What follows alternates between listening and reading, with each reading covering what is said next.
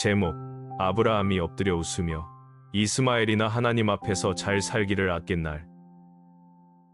창세기 17장 17절부터 18절. 아브라함이 엎드려 웃으며 속으로 생각했습니다. 100세인 남자에게 아들이 태어날 수 있을까?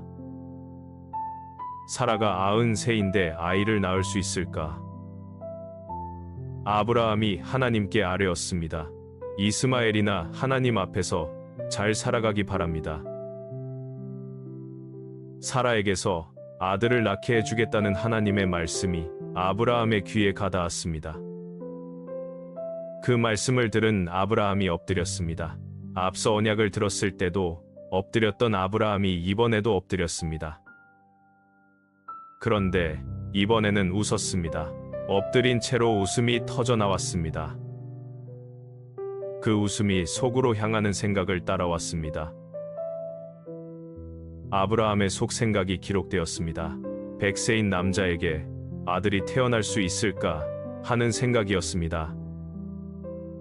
사라가 90살인데 아이를 낳을 수 있을까 하는 물음도 이어졌습니다. 이것은 아브라함이 하나님께 드린 말이 아니라 속으로 한 생각이었습니다. 100세와 90세라는 나이 앞에서 아브라함이 가능하다고 생각하지 못하고 있었습니다. 아브라함이 하나님께 입을 열었습니다. 이스마엘이나 하나님 앞에서 잘 살아가기 바랍니다. 라는 말이었습니다. 사라가 아들을 낳을 것이라는 말씀을 들었지만 아브라함의 입에서 나온 것은 이스마엘을 위한 말이었습니다. 이미 있는 아이 이스마엘이 잘 살아가기를 바란다는 말이었습니다.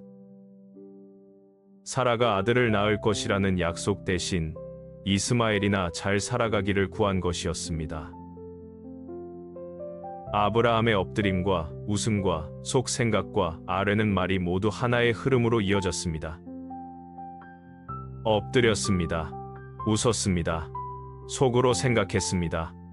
그리고 입을 열었습니다.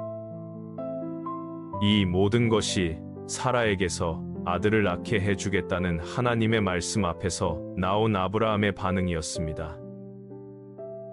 아브라함이 웃었다는 사실이 이 장면을 특별하게 만들었습니다. 이스마엘이나 잘 살아가기를 바란다는 말은 하나님의 약속을 거부하는 것이 아니었습니다. 아브라함이 현실적으로 이해할 수 있는 범위 안에서 구한 것이었습니다. 이스마엘은 이미 있었고 이미 자라고 있었습니다. 아브라함이 아는 범위 안에서 이스마엘이 잘 살아가기를 하나님께 아뢰 것이었습니다. 그러나 하나님의 말씀은 아브라함이 생각하는 범위 밖에서 이루어지려 하고 있었습니다.